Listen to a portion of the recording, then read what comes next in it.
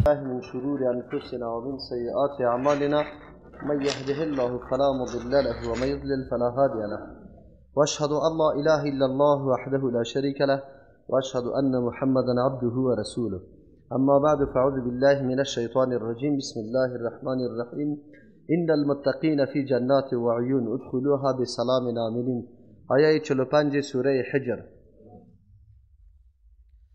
دایات قبلی الله متعال عمل کرده کسانی که انکار از دعوت حق کرده بود و سرنوشتشان برای ما بیان کرد. مردمانی بودند که در حقیقت تابعدارایش ابلیس بود، یعنی شیطان بود. کسانی که بجای از اینکه راه معرفت الله را در پیش بگیره، عاجزی الله را در پیش بگیره، راه انتقاد و اعتراض را در پیش گرفت.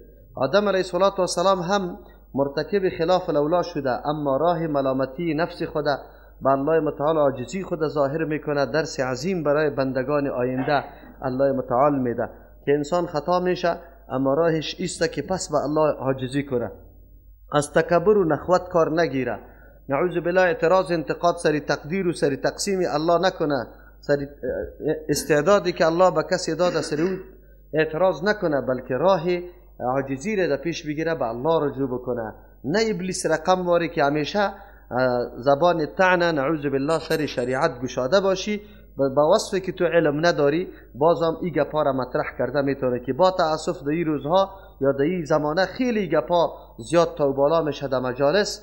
حتی بعضی جوانا در مجالس بزرگ از مولایا پرسان میکنه به خاطر که این موضوع را خیلی زیاد عظیم جلوه بده که تقدیر این طور است که این طور نیست. ای گپا را و ای گپا ما و شما گفتیم. الله متعال در اینجا بیان عمل کردیم کسایی را بیان میکنه و سرنوشتشانه که وا در جانب مقابل گروه دیگه قرار داره. همیشه قرآن کریم اردو جانب ذکر میکنه، هم جانب مثبت هم جانب منفی را. تربیت یا تکامل روح انسان و اخلاق انسان و دین انسان توسط بیان اردو جوانب میشه. تنها یک جانب اگر بیان میکنه نمیشه انسان خب بفهمه و درک حقیقت بکنه. از امو خاطر است که در قرآن کریم یکی از جمله راهها و وسایل کامیابی امت و خیریت امت امر به معروف و نهی عن المنکر است. تنها امر به معروف هم سبب سازندگی انسان نمیشه و نه تنها نهی عن المنکر هم نمیشه. چرا؟ جانب منفی را که از بین میبری در مقابل باید جانب مثبت موجود باشه. امروز همی گپا برای ما میاد.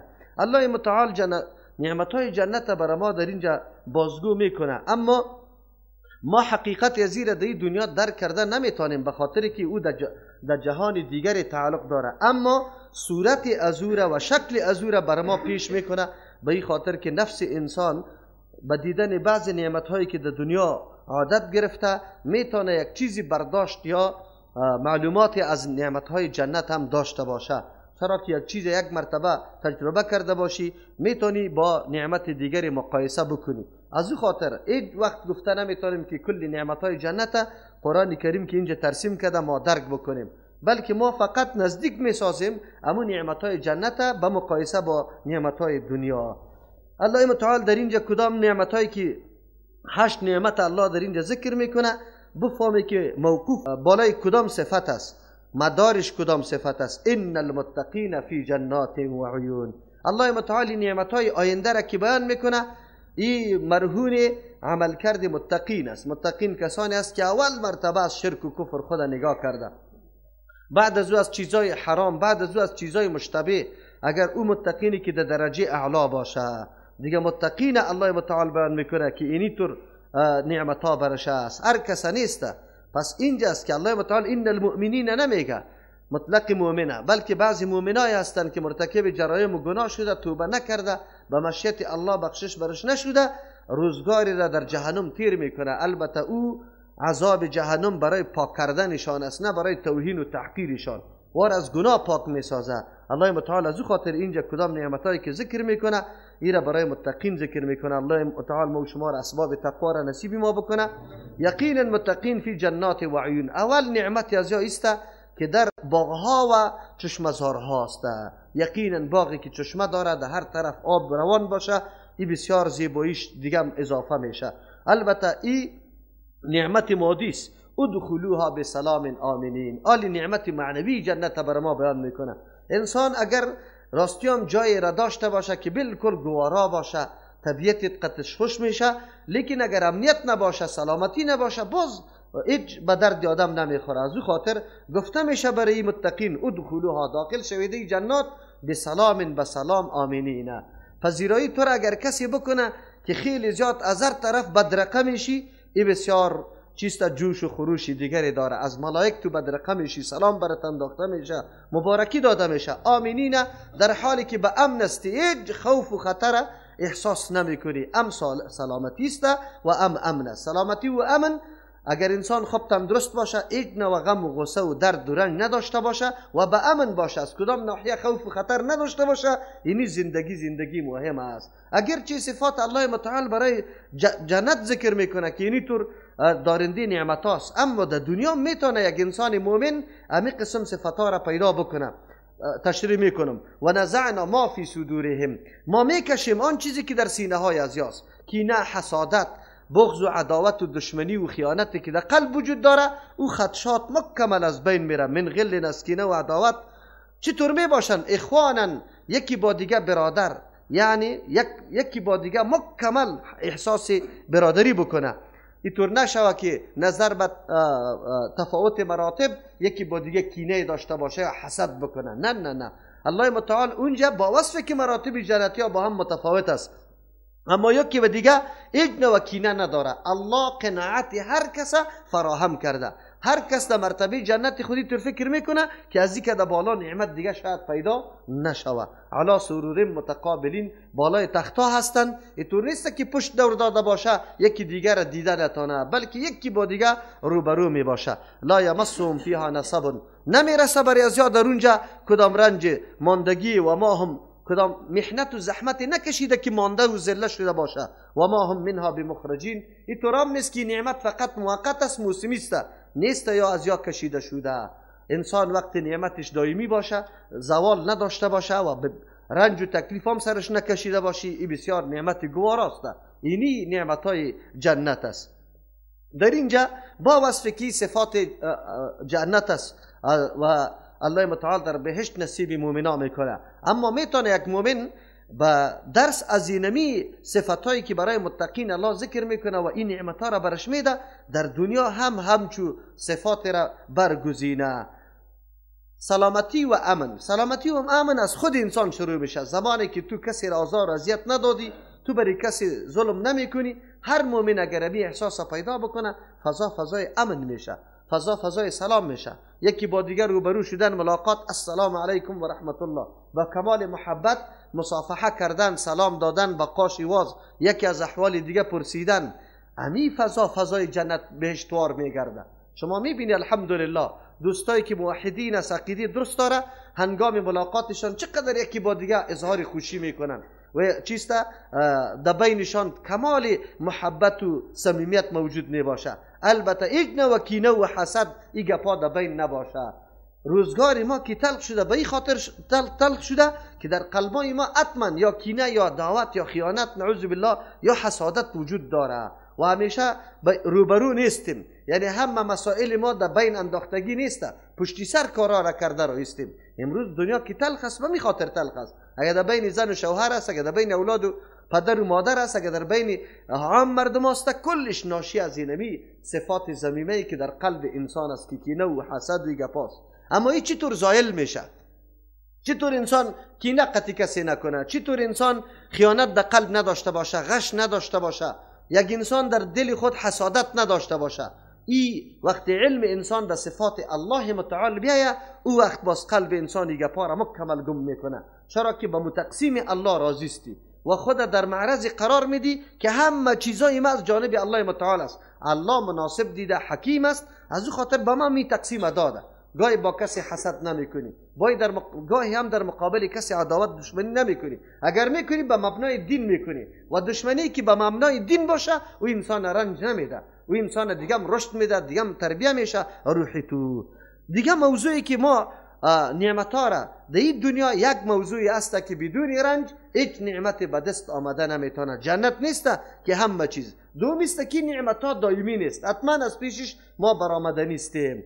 از او خاطر ما در این دنیا برای به دست آوردن همین نعمتها مشقت و تکلیف باید بکشیم. فرق و تفاوت این جهان و جهان دیگه به میسته که اینجا رنج و محنت است، اونجا رنج و محنت نیسته و اینجا دائمی نیسته، خلود وجود نداره اما اونجا خلود است. نبئ عبادی انی انا الغفور الرحیم. الله متعال تربیه روحی ما را میکنه. انسان وقتی فکرش عالی میشه دیگه چی وقت دی سرحت میرسه دو صفت در تو موجود باشه، ام طمع و توقع برای الله داشته باشی ولو که مرتکب گناه های زیاد شده ای اما از رحمت الله ناامید نشوی، و دوم است که به امن از عذاب الله نباشی، اونجا خوف الله در قلبت موجود باشه. از او خاطر خوف و رجا که ما برش میگیم دو بال مؤمن است. مثل مؤمن یک پرنده واری، اگر پرنده دو بال نداشته باشه پرواز کرده نمیتونه. مؤمن اگر دو عقیده یا دو مفکوره در وجودش موجود نباشه حتما این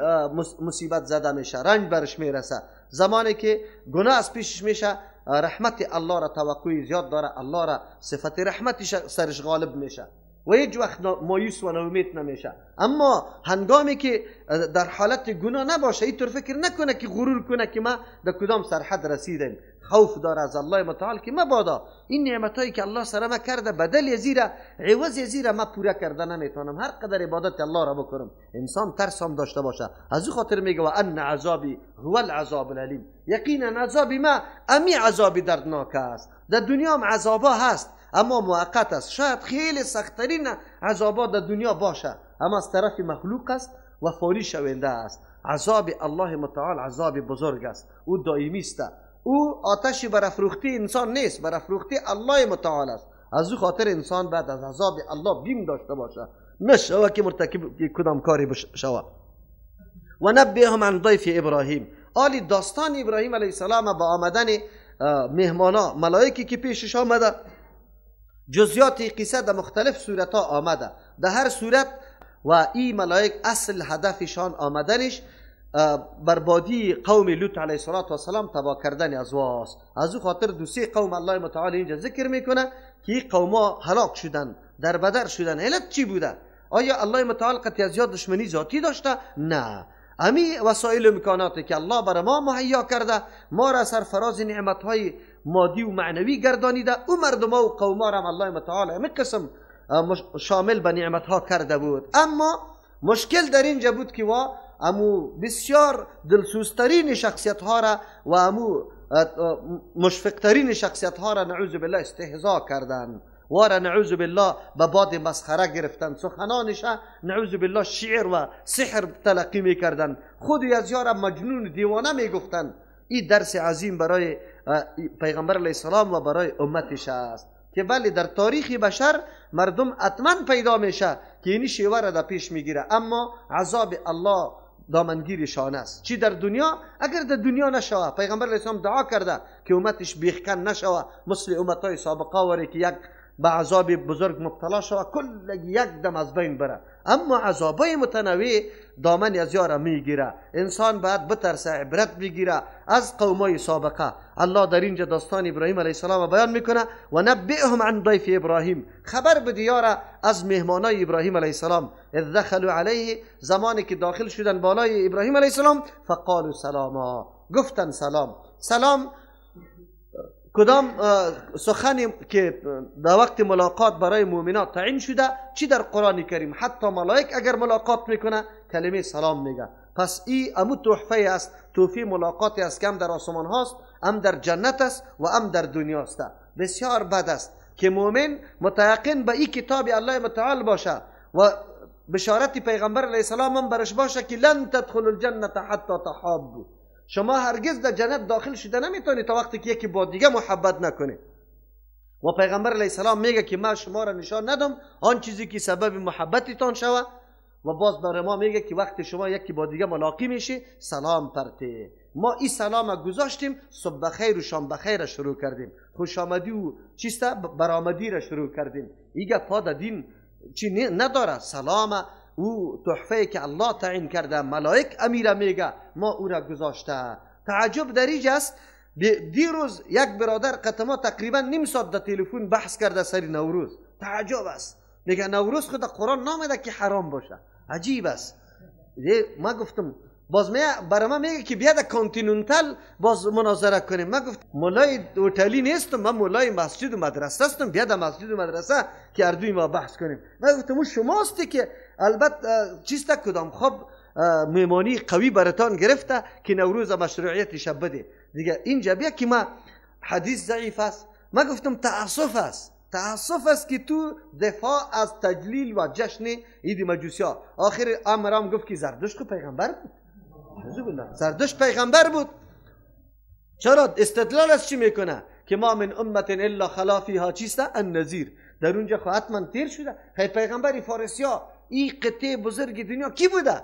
من گفتم قرآن و حدیث برای ما معرفی نکرده. حتما کسی بوده اما زردشت پیغمبر نیست. چرا که مقالات زردشت، گپای زردشت منافات با چیسته قوانین آسمانی داره، با وحی در تضاد است. شما باور به الله بکنی از زردشت رو دفاع میکردن این علما. و او هم ما گفتم خیلی خوب بیادرکم در تلفنی موضوع حل نمیشه. اگر ما در مورد نوروز 3-4 جمعه گپ زدیم، کلی همی شبهات امو اعتراضاتی که شما در سر حدیث و گپا داشتی او را گفتیم. باز که قناعت حاصل نشد بیا در پالوی ما. آخر چی میگه؟ ما خود تجلیل میکنیم. چقدر خود شما تجلیل کنیم ما نمیکنیم. ما الحمدلله عید اسلام تجلیل میکنیم، نه عید مجوسی ها را. عید مجوسی ها را ما تجلیل نمیکنیم و این را به نام عنعنه و به نام قدامت تاریخی و به نام گپا قطعا ما قابل احترام نمیگذاریم. شه الله متعال رحم بکنه. عجیب استن که دفاع از چی میکنه و چی کارا میکنه. منظور میسته که سلام تحفه اسلام است. این را تبدیل کردن به کلمات دیگه بسیار بد است. مثل که روزای خوشی خدا تبدیل به روزای دیگه میکنیم. دین ما مستغنی است. الیوم اکملت لکم دینکم، ضرورت و نیاز به چیزی دیگری نداره. یا ایها الذین آمنوا ادخلوا فی السلم کافه. عبدالله ابن سلام رضی الله عنه در حالی که این امر آسمانی بود، تعظیم روز شنبه برای یهود امر آسمانی بود، الله برش فرمان داده بود. بعد از اسلام آوردنش یک چیزی لحاظ از او را هم میکرد. الله متعالی آیت روان کرد. یکی از اسباب شان نزول امی آیت امیسته که الله میگه در اسلام مکمل داخل شوی. وقتی در اسلام داخل شدی اج دینو اج آیین دیگری را لحاظش نمیکنی، ولو که هر قدر قدری بزرگ در پیش تو داشته باشه. اگر ای رسمی نیاکانی باشه، بیخی نیاکانی ما باشه. نوروز چی است؟ بگوی عید مجوس است. ما افتخار به عید اسلام داریم نه به عید مجوس. ایره ما تعظیم نمیکنیم، تجلیل نمیکنیم. اما یا گاهی تلبیس ابلیس میکنه. تلبیس ابلیس هم میفهمه، سری مردم گډوډ میکنه. وای روزم گناه داره، روز خو روزای الله است. ولی روز خو روزای الله است. این طور جنابا را بگو تجلیلش، بزرگ داشتیش این چطور است؟ آیا از این روز که در روزهای دیگری خیلی مجلل، خیلی چیستا که دستاوردهای بزرگ تاریخی داره و اسلامی داره و قابل تجلیل است؟ حتی میلاد رد میشه روزی تولد پیامبر. آیا روزی عید مجوسی ها قابل تجلیل است؟ تعجب است به این مسلمان ها. اما عجیب است که دفاع پیش میکنه. تبدیل کردن توفی سلام به کلمات دیگری. قطعا از ابتدا از خوردی اولادتان تعلیم بده. زمان داخل میشه السلام علیکم و رحمت الله و برکاته. خود امی حتی ای در خانه شما باور به الله بکنی یک نفر امیطور السلام علیکم و رحمت الله و برکاته بگو که چه قسم محبتی تو در قلب از او یک دم پیدا میشه. این گپی پیغمبر صلی الله علیه وسلم است، از من نیست. امی سلام درستی اسلام این سبب محبت است. ملائکه هم که داخل میشه با ابراهیم علیه السلام سلام میگن. قال انا منکم وجیلون، سلامش جواب داده. بلکه سلام ابراهیم علیه السلام از سلام ملائکه کرده چی بوده؟ بگوی زیباتر بود، به خاطر که وقت جمله فعلیه را گفت، ابراهیم علیه السلام جمله اسمیه را گفته بود. قال انا منکم وجیلون. قرآن کریم اینجا جزئی واقعه را نقل میکنه که مطلب است گرفته شود. ما یقینا از شما وجیلون در ترس هستیم. چرا؟ اینجا آلی دیگه جزئیات واقعه را ذکر نکرده. ابراهیم علیه السلام آرامی کرده، برآمد، صاحب گوساله های زیاد بود، گوساله را چپه کرد، او را بریان کرد، در پیش ملائک گذاشت، اما یا دست دراز نکردن. آلی حیبت یا رعبی که به ابراهیم علیه السلام پیدا شده از نخوردن نان پیدا شده. چرا؟ میمانی که در خانه‌ات میآید او که آب و نمک میشه هیچگاه خیانت نمیکنه. این در عام مردم امی گپ تقریبا مثل یک قانون عمومی گشته. کسی که او نمک میشه بازو خیانت نمیکنه. وقتی دست دراز نکرد ابراهیم علیه السلام وحشت زده شد، از او خاطر میترسه. قالوا لا توجل، ملائک برش میگه تو نترس، انا نبشرک بغلام علیم، ما تو را بشارت میدیم، خوشخبری میدیم به یک بچه‌ای که علیم است. مراد از غلام علیم اینجا اسحاق علیه السلام است. چرا؟ به خاطر که تالی را مسئله هاجره نشده و سارا زنی ازی است که عقیم است و هیچ اولاد نداره. ابراهیم علیه السلام در انتظار امی بود که کسی دعوت مرا ادامه بده و ما باید یک وارث داشته باشم. اینی بشارت به ابراهیم علیه السلام امو امیدها را مکمل از بین برد. پیش آیت الله گفت که چیست؟ نبی عبادی انی انا الغفور الرحیم، بندگانی مرا بگو که من غفور بسیار مهربان هستم. ولو که گناههای تو برابر کوههای زمین باشه، اگر به اخلاص قلب توبه را به الله متعال بکنی مکمل محو میشه، بلکه دیگه هم سرت رحم میکنه. رحم الله است که تو را در پیش مردم رسوا نکرده، وگرنه تو چقدر جنایت انجام دادی. خو الله متعال سرت پرده انداخته. به می رحمت الله باید نظر بکنی که الله چقدر رحم سرت کرده. اگر همین جنایت یک مرتبه به پیش مردم نمایان شوه، نخواد که در این وطن دیگه زندگی بکنی از دست خجالت و شرمساری، اما الله متعال سری تو پرده انداخته. اینجا ابراهیم علیه السلام مایوس از رحمت الله نیست، وگرنه اسباب ظاهری قطعا موجود نیست. خود و زن پیر شده و در این ایام روزگار عادتا برای کسی اولاد داده نمیشه، اما الله متعال گاهی گاهی این اموری که خلاف عادت مردم معلوم میشه ایر انجام میده، به خاطر که واضح شوه که اموری غیر عادی به نزد الله عادی است. چرا؟ پیدا کردن طفل در حالت جوانی هم یک امری چی نیست که طبیعتی باشه، بدون فرمان و امر الله متعال باشه، کلش تنظیم میشه. کی میکنه؟ الله متعال. از او خاطر ملائک بشارت میده. قال بشرتمونی علی ان مسنی الکبر، ابراهیم علیه السلام میگه آیا شما مرا بشارت خوشخبری میدی علا بالای گپ ان مسنی که مرا رسید الکبر، بزرگسالی، فبما تبشرون، چرا شما مرا بشارت میدی در این طور حالت؟ ابراهیم علیه السلام یقین داره که الله داده میتونه، در قدرت الله شک و شکوکی نداره، اما کیفیت نمیدانه که الله متعال به کدام کیفیت برای اولاد میده. این مامور به گرفتن زن دیگه میشه، یا خود پس جوان میشه، زنش پس جوان میشه، یا دمی حالت است. قالوا بشرناک بالحق، ما تو را بشارت دادیم، خوشخبری دادیم، بالحق، به امری که واقعیت داره، حقیقت داره. این فلا تکن من القانتین، نشوی از جمله ناامیدها.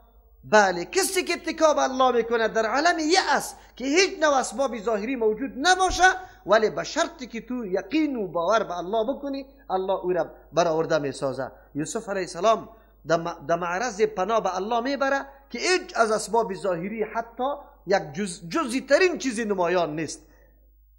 هاجره رضی الله عنها که وقتی طلب آب بدو میکنه، هیچ چیزی از آثار آب دیده نمیشه، و 3 نفری که در غار هستند هیچ نوع آثار از خلاصیشان یا از خلاصی دروازه غار برشان نمایان نمیشه. اما زمان اتکا به الله میکنه، توجه به الله متعال میکنه، احساس بندگی و عاجزی خود به سوی الله پیش میکنه، باز میبینی که اسباب الله چه قسم میرسه برای خلاصی و نجات یک انسان. چقدر امید عظیم به بندگان خود الله داده رایسته. و انسانی که یقینا عمر خود مکمل سپری در گناه ها کرده، آیا نمیتونه به یک مرتبه رجوع به سوی الله بکنه و از همه گناه های خود یقینا اعلان پشیمانی بکنه؟